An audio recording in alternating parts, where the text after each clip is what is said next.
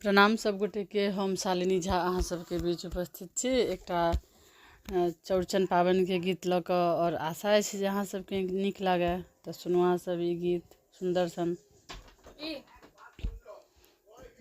धन्यवाद।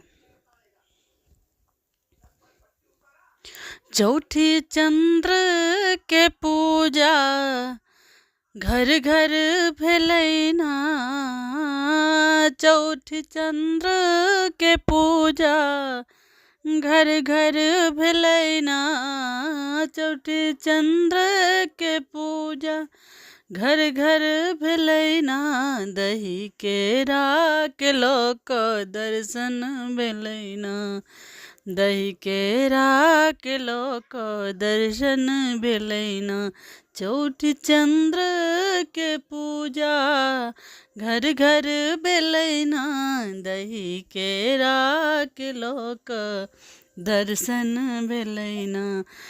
बाँसक चंगेरी में खजरे पिरकिया, बाँसक चंगेरी में खजरे पिरकिया, खीरा ओ पूरी मरर भेलैना, खीरा ओ पूरी मरर भेलैना, चौठी चंद्र के पूजा घर घर भेलैना, दही केरा के लोक दर्शन भेलैना।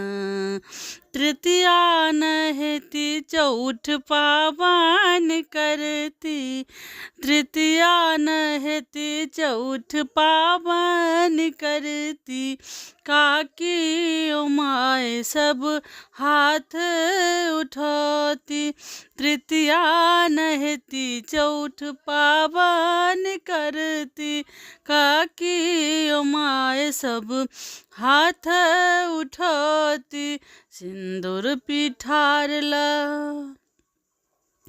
सिंदूर पिठारलो अहिपन देबैना, सिंदूर पिठारलो अहिपन देबैना, दही केरा के लोक दर्शन भेलैना, दही केरा के लोक दर्शन भेलैना, चौठी चंद्र के पूजा घर घर भेलैना, दही केरा के लोक दर्शन भेलैना।